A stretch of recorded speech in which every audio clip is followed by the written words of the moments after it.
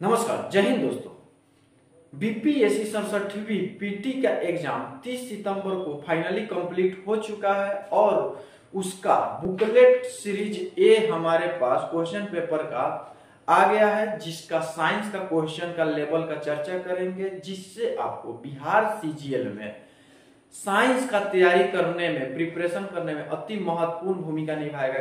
कैसा लेवल रहा बीपीएससी 67वीं में साइंस का लेवल, जिससे कि आपको बिहार सीजीएल में तैयारी करने में आसानी मिले। दोस्तों चलिए 30 क्वेश्चन पूछे हुए हैं साइंस का, इसका भी हम चर्चा करेंगे कौन कौन सा क्वेश्चन पूछे हैं। पहला दोस्तों क्वेश्चन था कि वॉशिंग मशीन किस सिद्धांत पर कार्य करता है।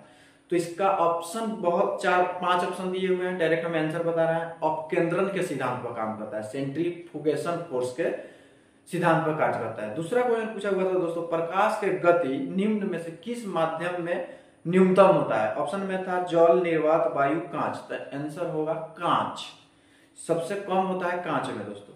तीसरा क्वेश्चन था कि सदिश राशि कौन नहीं है। ऑप्शन में था गति, वेग, बल, आघूर्ण, विस्थापन। तो गति इसका आंसर होगा दोस्तों।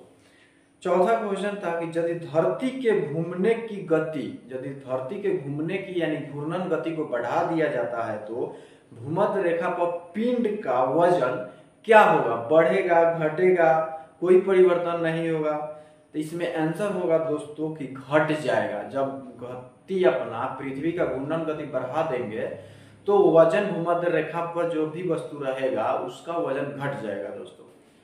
5 नंबर में क्वेश्चन था दोस्तों, गति को सर्वप्रथम किसने परिभाषित किया। ऑप्शन में था Galileo, Newton, Kepler, Ptolemy. Answer होगा गैलीलियो दोस्तों। नेक्स्ट क्वेश्चन था दोस्तों, किस नियम के अनुसार समान ताप और समान दाब और सभी गैसों के निश्चित आयतन में अणुओं की संख्या समान होता है। गैस के नियम जो पीवी बराबर एनआरटी होता है दोस्तों, उस पे क्वेश्चन आया था कि जब किसी भी गैस में समान ताप, समान दाब और सभी गैसों के निश्चित आयतन में अणुओं की संख्या समान हो तो एक कौन सा लॉ है। इसका ऑप्शन में था कोरियोलिस प्रभाव, ग्राहम का नियम, पास्कल का नियम, एवोगाड्रो नियम। तो आंसर होगा एवोगाड्रो नियम दोस्तों। अपेक्षता का सिद्धांत, नेक्स्ट क्वेश्चन है दोस्तों 7 नंबर, अपेक्षता का सिद्धांत इनमें से किस वैज्ञानिक ने दिया था। तो इसका आंसर होगा अल्बर्ट आइंस्टाइन दोस्तों। नेक्स्ट क्वेश्चन, एक संवाहक के तापक्रम परिवर्तन के कारण इसमें विभव परिवर्तन होता है। एक संवाहक के तापक्रम में परिवर्तन के कारण इसमें विभव परिवर्तन होता है। इस घटना को क्या कहते हैं।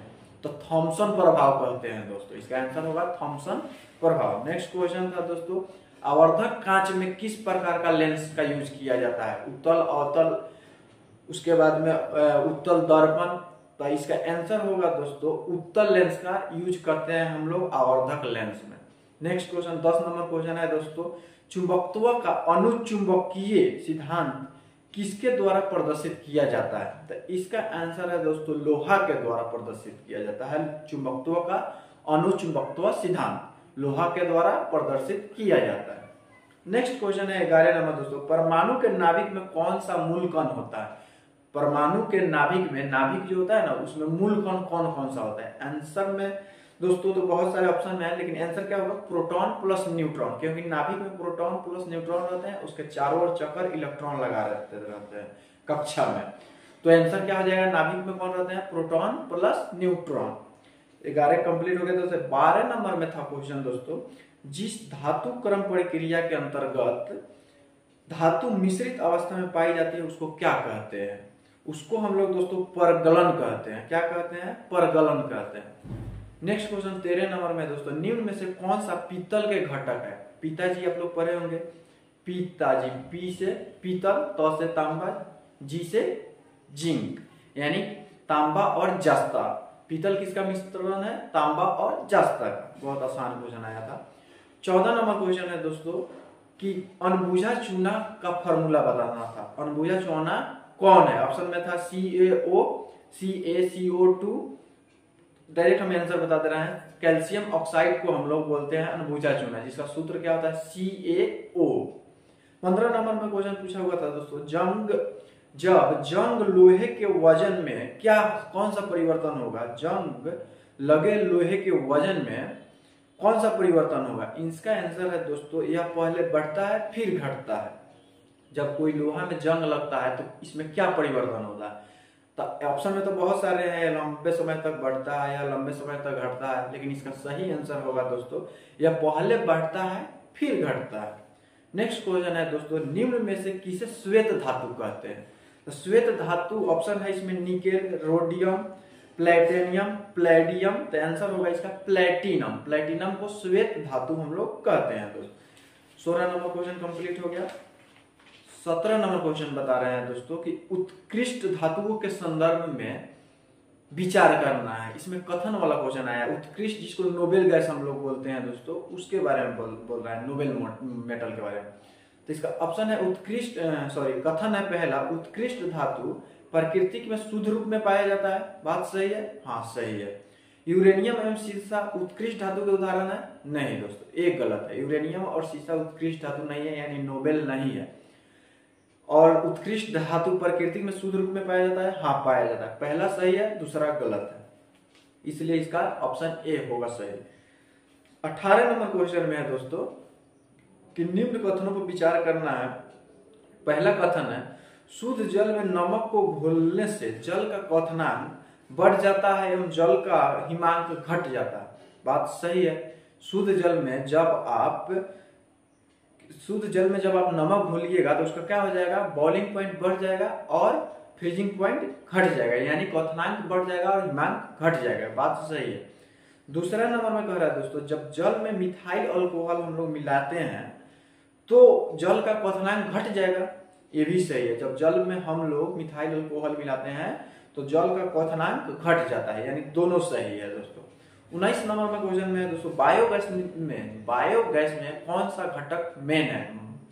बायोगैस में निम्न में से कौन सा घटक प्रमुख है? तो प्रमुख में कौन आ जाएगा? मीथेन दोस्तों। आंसर इसका क्या हो जाएगा 19 क्वेश्चन का? मीथेन। 20 नंबर क्वेश्चन में दोस्तों, निम्न में से किस रसायन के कारण पटाखा फूटने में चमकदार लाल रंग दिखाई देता है? स्ट्रोंशियम के कारण। जो पटाखा फूटता है तो इसमें लाल कलर जो आता है किसके कारण आता है? तो स्ट्रोंशियम के कारण आता है दोस्तों। 21 नंबर क्वेश्चन है, लवणता युक्त वातावरण प्रेमी पौधे को क्या कहते हैं? तो लवण मृदोवृत्त कहते हैं दोस्तों। जो पौधा अपना लवण वाले जगह पे होता है, लवण मतलब समझ रहे हैं, नमकीन वाले पौधा को हम लोग क्या कहते हैं? लवण मृदोवृत्त कहते हैं दोस्तों। नेक्स्ट क्वेश्चन है दोस्तों, इसमें कवक पौधे में क्या नहीं पाया जाता है? कवक पौधे आप सुने होंगे, जो गोबर छत्तर नहीं होता है उसको हम लोग बोलते हैं कवक। उसमें हरा चीज नहीं रहता है, वो सूर्य के से खाना नहीं बनाता है, यानी इसका आंसर क्या हो जाएगा? पर्णहरित नहीं रहता है, हरित लवक नहीं रहता है इसमें कवक पौधा में।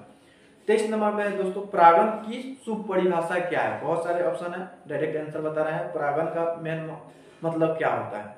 परागण कण का परागकोश से कोलोन छिद्र तक स्थानांतरित होने की प्रक्रिया को परागण कहते हैं। परागकण को परागकोश से कोलोन छिद्र तक स्थानांतरित क्रिया को परागण कहते हैं दोस्तों। एक क्वेश्चन 23 कंप्लीट हो गया दोस्तों। अभी 7 क्वेश्चन और बचा हुआ है। 24 नंबर क्वेश्चन था, पौधे अपना पोषक तत्व मुख्यतः किससे प्राप्त करते हैं? पौधा जो होता है अपना मुख्य पोषक तत्व किससे प्राप्त करता है? ऑप्शन में है पर्णहरित, वायुमंडल, प्रकाश, मृदा। तो आंसर होगा मृदा, यानी मिट्टी से मुख्य वो पोषक अपना तत्व प्रदान करते हैं पौधे। 25 नंबर में है दोस्तों, पाइन, फर, स्प्रूस, सेडार, लार्च एवं स्प्राइस आदि मशहूर लकड़ी उत्पाद पौधे में से बहुत से भारत के पहाड़ी क्षेत्रों में पाए जाते हैं। ये सभी क्या कहलाते हैं? यानी अनावृत बीजी कहलाते हैं दोस्तों। पाइन, फ्रू और स्प्राइस, सेडार, लार्च एवं साइप्रस लकड़ियां को हम लोग क्या कहते हैं? आवृत बीजी कहते हैं। 26 नंबर क्वेश्चन है दोस्तों, निम्न जोड़ों में से कौन सा जोड़ा सही सुमेलित है? तो इसमें बीमारी का नाम दिया हुआ है दोस्तों, डायरेक्ट हम आंसर बता रहे हैं। इसका सही है मलेरिया एस्लोरोक्विन। मलेरिया क्या है? मलेरिया क्लोरोक्विन के कारण होता है दोस्तों। और इसमें दोस्तों नेक्स्ट क्वेश्चन है 27 नंबर, लाल रक्त कणिका विहीन जंतु कौन सा है? लाल रक्त कणिका विहीन यानी आरबीसी कौन से इसमें दिया हुआ है दोस्तों? आरबीसी किसमें नहीं होता है, किस जंतु में? ऑप्शन है मेढक, केचुआ, सर्प, मोर। केचुआ हो जाएगा, इसमें आरबीसी ब्लड सेल्स नहीं होता है दोस्तों। 28 नंबर क्वेश्चन है दोस्तों, कार्बोहाइड्रेट के अपघटनोपरांत अंतिम रूप से क्या पाया जाता है, यानी कार्बोहाइड्रेट के अंतिम रूप से जब विघटन होता है तो क्या इसमें पाया जाता है, तो आंसर हो जाएगा ग्लूकोज दोस्तों। 29 नंबर में क्वेश्चन है दोस्तों, अधिकतर एंजाइम में क्या होते हैं, अधिकतर एंजाइम में आंसर हो जाएगा इसका प्रोटीन होते हैं दोस्तों। अधिकतर जो मैक्सिमम एंजाइम है अपना उसमें प्रोटीन होता है दोस्तों। लास्ट है 30 नंबर क्वेश्चन दोस्तों, किस वैज्ञानिक चिकित्सक ने पहली बार टीकाकरण का खोज किया दोस्तों, तो आंसर क्या हो जाएगा, एडवर्ड जेनर ने। किसने खोज किया था, एडवर्ड जेनर ने वैज्ञानिक थे जो अपना टीका का पहली बार खोज किए थे दोस्तों। ये रहा 30 क्वेश्चन अपना साइंस का, जो आपको पता चल गया होगा कि आपका लूसेंट और स्पीडी साइंस के अंदर से ही क्वेश्चन आया था, जो कि हम कह सकते हैं कि इजी टू मॉडरेट क्वेश्चन का लेवल था साइंस का दोस्तों बीपीएससी। यानी आपको बिहार सीजीएल में भी यही पैटर्न को फॉलो किया जाएगा दोस्तों। इसलिए आपसे रिक्वेस्ट है, बिहार सीजीएल का तैयारी आप लोग जोर शोर से इसी लेवल पे अपना कीजिए दोस्तों। फिर मिलते हैं नेक्स्ट वीडियो।